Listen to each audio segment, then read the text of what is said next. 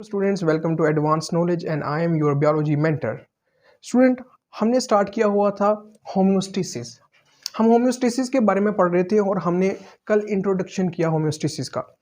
Student, अब हमारे पास आज का जो टॉपिक है वो है हमारे पास living and physical control system. Living and physical control system में हम पढ़ेंगे कि किस तरह हमारी बॉडी है या कोई भी एक्सटर्नल एनवायरनमेंट है उसमें हम किसी भी टेम्परेचर को या किसी भी कंडीशन को कैसे स्टेबल रखते हैं, कैसे मेंटेन करते हैं। तो स्टूडेंट, सबसे पहले स्टार्ट लेते हैं सबसे पहले हम स्टार्ट लेते हैं फिजिकल कंट्रोल सिस्टम। पहले लिविंग कंट्रोल सिस्टम हम पढ़ लेंगे क्योंकि लिविंग लिखा हुआ है, तो लिविंग में कंट्रोल सिस्टम किस तरह। Living control system, living control system.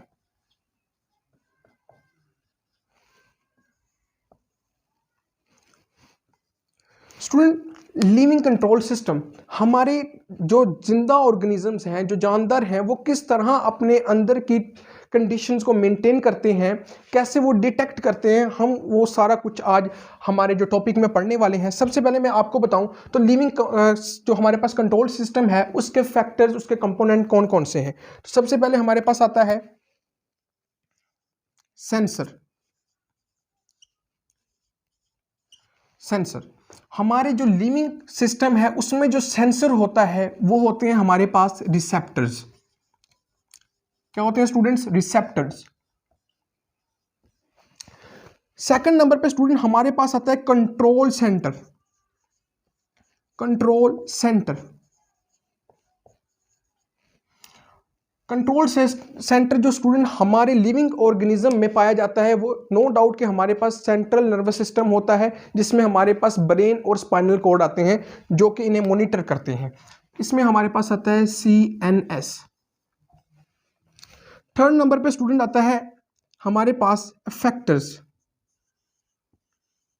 Factors factors factors हमारे पास कोई भी मसल कंट्रैक्शन हो सकती है, मसल्स और ग्लैंड्स। ग्लैंड्स स्टूडेंट, अगर बात करते हैं हमारे पास लिविंग कंट्रोल सिस्टम की, तो लिविंग कंट्रोल सिस्टम के कुछ हमारे पास कंपोनेंट्स हैं जिसमें सेंसर है हमारे पास, सेकंड नंबर पे है कंट्रोल सेंटर और effector, receptors, central nervous system और मसल्स एंड ग्लैंड्स। स्टूडेंट, किस तरह हमारी लिविंग जो बॉडी है वो इन्वायरमेंट के साथ डील करती है, तो सब हम एक एक करके डील करते हैं। सबसे पहले हम बात करते हैं हमारे सेंसर की।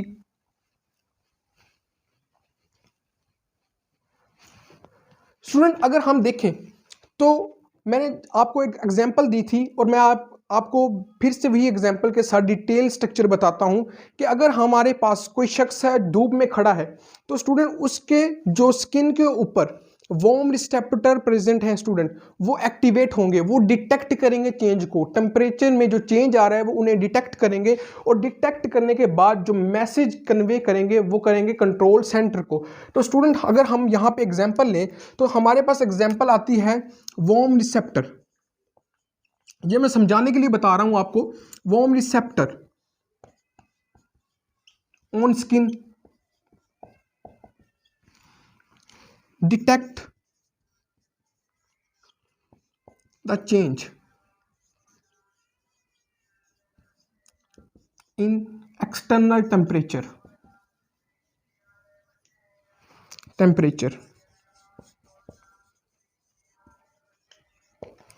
स्टूडेंट, वार्म रिसेप्टर है वो एक्सटर्नल टेम्परेचर जो कि बढ़ रहा है, जो कि हॉट डिग्री सेल्सियस में जो टेम्परेचर बढ़ रहा है, जो आपके पास टेम्परेचर अगर राइज हो रहा है तो उससे जो डिटेक्ट करते हैं वो है वार्म रिसेप्टर्स जो स्किन पे प्रेजेंट होते हैं। स्टूडेंट, उनका काम क्या है कि जब टेम्परेचर बढ़ रहा है तो वो कहेंगे कि भाई टेम्परेचर बढ़ रहा है, और इसके साथ साथ बॉडी का टेम्परेचर भी है वो भी बढ़ना स्टार्ट होगा।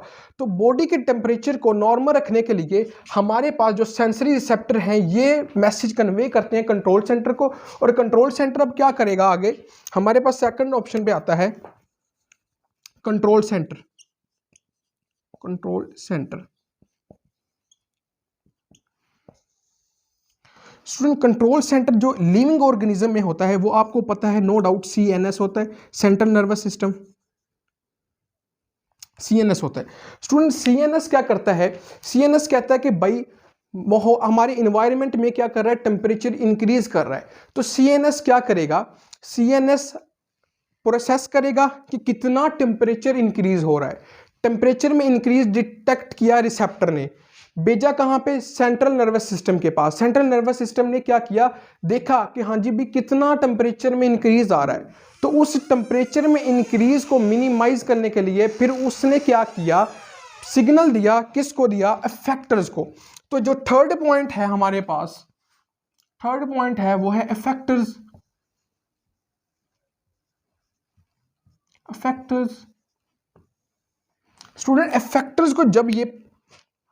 को जब ये मिला, मैसेज मिला कि हाँ जी भाई अब क्या करना है, सेंट्रल नर्वस सिस्टम ने क्या किया, हमारे पास इफेक्टर्स को क्या किया, स्टिमुलेट कर दिया, और अब वो क्या करेंगे, रिस्पॉन्स शो करेंगे। वो रिसेप्टर कौन से होंगे स्टूडेंट, अगर तो आपके पास टेम्परेचर में इंक्रीज आया था तो नो डाउट हमारे स्वेट ग्लैंड जो कि स्किन के ऊपर प्रेजेंट होते हैं, स्वेट ग्लैंड, वो एक्टिवेट हो जाएंगे।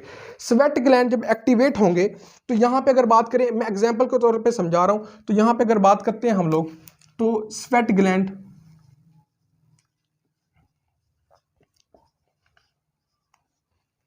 ठीक है, या अपने पास स्वेट ग्लैंड है जो कि एक्टिवेट हो जाएंगे।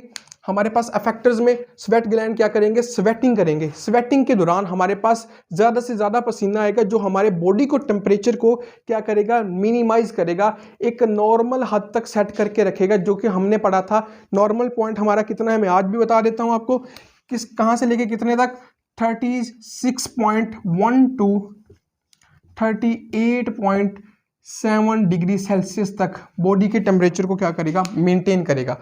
तो ये थी एक सिंपल सी एग्जांपल जो आपको समझाने के लिए कि किस तरह हमारी बॉडी किसी भी एक्सटर्नल स्टिमुलेट के साथ क्या करती है, हमारे पास डील करती है। तो नेक्स्ट अब बात करते हैं हम फिजिकल कंट्रोल सेंटर की।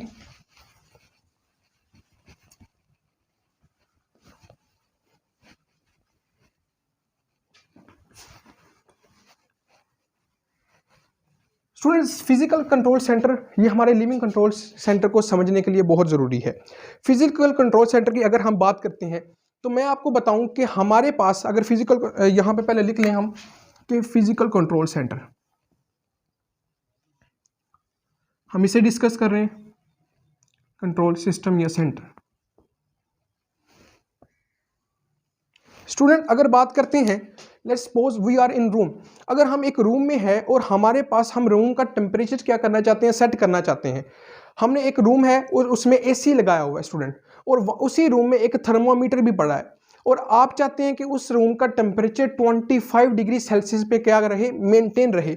बट अगर अब आप रूम में प्रेजेंट है और रूम में अचानक से सर्दी, मतलब टेम्परेचर में डिक्रीज आना स्टार्ट हो गया, आप देखेंगे वहां पे उस रूम में जो थर्मामीटर है वो टेम्परेचर को क्या करेगा, डिटेक्ट करेगा कि कितना टेम्परेचर डिक्रीज हो रहा है।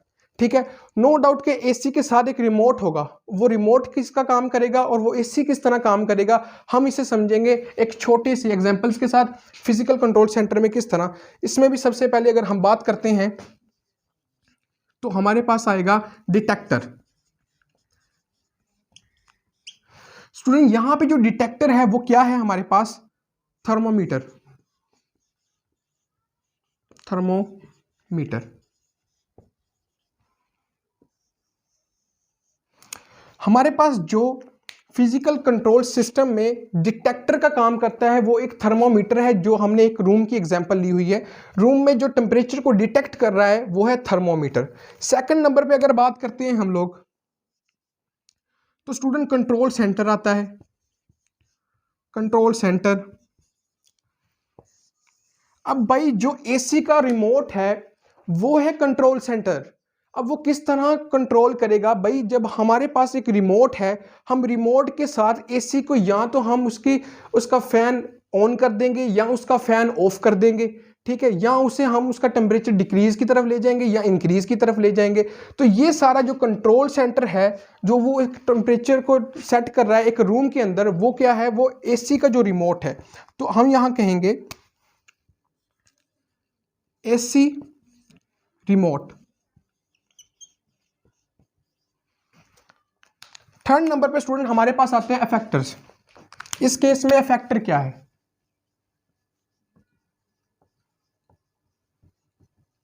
अफेक्टर क्या है स्टूडेंट? इस केस में जो हमारे पास अफेक्टर है वो खुद है एसी। एयर कंडीशनर जब लगा हुआ है तो वो एज अ फैक्टर का काम कर रहा है। हमने क्या किया, सबसे पहले डिटेक्ट किया थर्मोमीटर पे चेंज, टेम्परेचर क्या हुआ, डिक्रीज कर रहा है। हमने क्या किया भाई, रिमोट उठाया और रिमोट उठा के हमने एक टेम्परेचर सेट कर दिया एसी का कि भाई हमें टेम्परेचर बढ़ाना है, रूम का टेम्परेचर क्या हो रहा है, डिक्रीज हो रहा है। तो हमने टेम्परेचर बढ़ाने के लिए क्या किया, एसी का यूज़ किया, रिमोट का यूज़ किया। और रिमोट यूज़ करते हुए हमने एसी को भाई ये मैसेज दिया कि भाई हाँ अब टेम्परेचर इतना सेट किया है, अब तुम इतनी कूलिंग करो, ठीक है, ताकि टेम्परेचर क्या करे, बढ़ जाए। कूलिंग करो, या तुम, हमारे पास जो आजकल एसी आ रहे हैं ना, वो कूलिंग भी करते हैं, वो हीटिंग भी कर रहे हैं, ठीक है। तो इसका क्या काम है, अगर टेम्परेचर डिक्रीज हो रहा था, इसने टेम्परेचर को क्या करना है, इंक्रीज करेगा। कैसे इंक्रीज करेगा, ये अपने हीटिंग इफेक्ट को ऑन करेगा, ठीक है, और रूम का टेम्परेचर एक नॉर्मल हद तक बैलेंस कर देगा जो कि हमें चाहिए।